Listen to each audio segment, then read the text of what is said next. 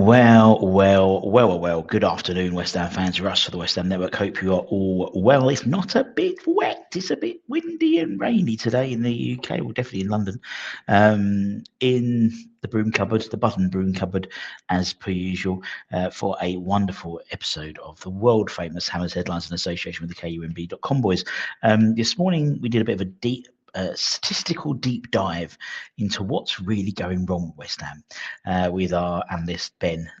Lots of facts and figures and quite interesting conclusions, and actually some of them might filter through to what we talk about today. So if you want to go back and watch that, it's about 15-20 minutes.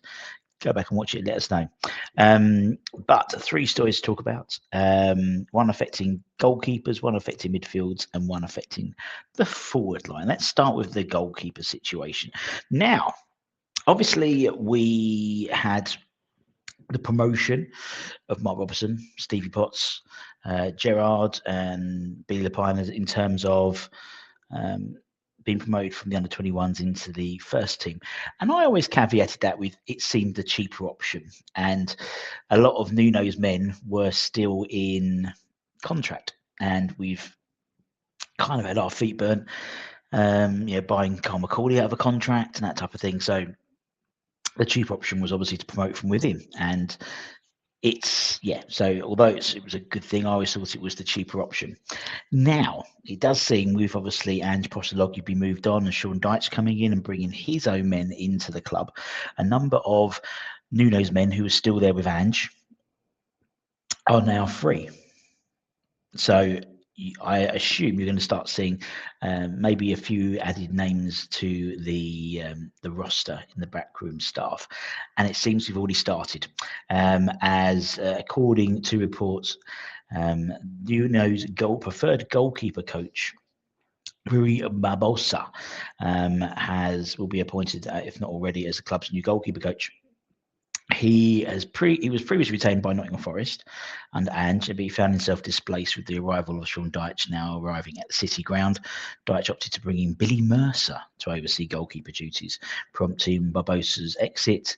And with Dyche's backroom staff taking shape, it's as a consequence, it's expected that the likes of Pedro Silva, Julio Figueroa, guys we've spoken about before, the guy with the really small glasses, they will eventually be linking up with Nuno Espírito Santo in terms of Supanese's backroom staff, further solidifying sort of his setup.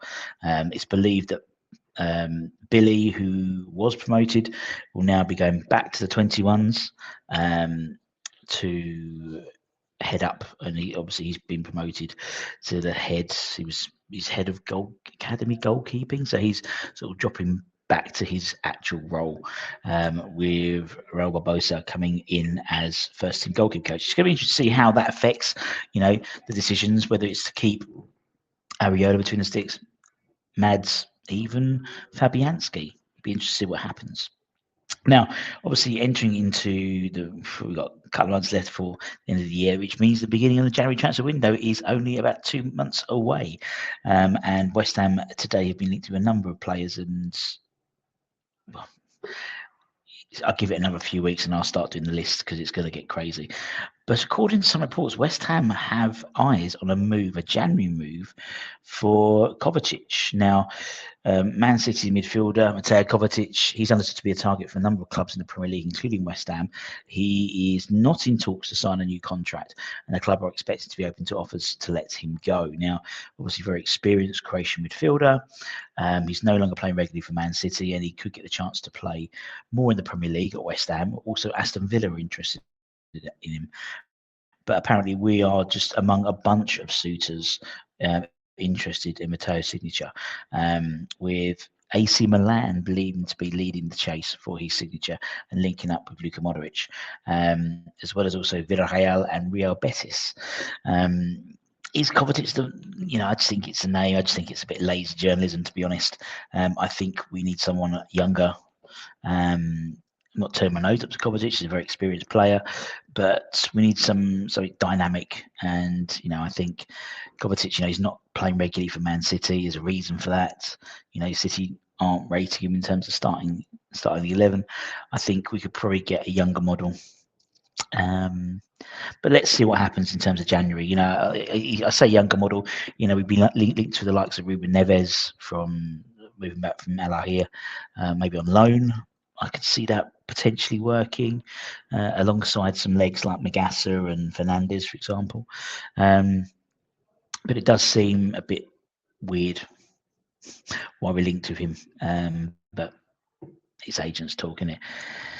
Now, one of the guys who have been linked to quite heavily is the Real Madrid forward, Endrick. Now, according to reports, West Ham are not only looking at Endrick, but 𝗠𝗢𝗡 Garcia as well. So, sort of the Real Madrid pairing. I'm not saying we're going to get both of them, but they're looking at both as possibles. They've both been linked with loan moves to West Ham, as obviously we look to sort of revamp our offense. I mean, I don't think we'd get both, but both players have struggled for game time at the Bernabeu, owing to obviously the competition. They've got the likes of Rodrigo, Vinny Jr., Mbappe, Arda and then Franco as well. So they've got plenty of top quality players ahead of them, and it's allowing them maybe they had to leave in order to play more often, and loan moves being the best. With the international break set to end in obviously November, and Real Madrid effectively set to play a game every 3 days, they would not want to significantly trim their squad depth yet. But going into January, they're unlikely to let both go. So one or the other would happen. I think more likely Endrick than Garcia, because Xabi Alonso has sort of shown a decent level of trust in Garcia. He was top goal scorer at the FIFA World Cup, Club World Cup this summer, and might be the one that they rate for the rest of the season, therefore opening the door further for Endrick. Fabrizio Romano says he's expected to leave in January to pursue regular minutes, and as such, it's likely to be a better sign for West Ham than Garcia anyway, given sort of the Premier League's nature potentially. He's Endrick's a very strong young striker, you know, and he has the ability to hold off defenders. Garcia's a little bit more lightweight, in my opinion. But we'll see what happens, really. And if Endrick and Real Madrid are both in agreement about a loan move to West Ham, and whether we can get that through the door, or whether the two parties prefer that, you know, the Brazilian stays in La Liga to continue his development in a more familiar setting rather than going to the Premier League. Who knows? But it does seem that both are of interest to West Ham. Same as going to be another dozen players at least, isn't it, in that position. We spoke this morning in terms of the positions that we're looking for. You know, we're led to believe that Nuno has been promised funds for a centre half, as midfielder, and a forward. So by getting a forward in on loan, obviously, we know there's obviously a loan fee attached to that. There'll be wages attached to that, but it means that money could maybe be invested in other areas like this defence. As I've always said, you know, if we're not conceding goals, you've got a point on the board already. You know, so it's always, for me, sort that defence out first. And once you've got that defence, if you're not conceding, you're already going to get a point at minimum. And then obviously anything else you get on top, brilliant. You know, then we get to, and you know, having someone like Endrick, who's you know, I think it'll be interesting. I think I still think that despite what's been said, I still think we'd end up making potentially an inquiry for Ivan Toney as well. And it might be that we get a couple of loans in and then spend big on a defender, or, you know, I don't know how it's going to work. Don't know. But anyway, let me know in the comments below what you think. And don't forget to check out news@mapplebrand.com for latest news, reviews, and opinions. Keep an eye on the channel. I believe tonight we might have another edition of Brothers in Crossed Arms. Me and my brother, but two of my brothers chewing the fat about West Ham, and having a good old natter about the old days as well. So join us for that later on. But until next time, take care, stay safe, stay warm, stay humble, stay dry, and I'll see you soon. Much love. Bye-bye.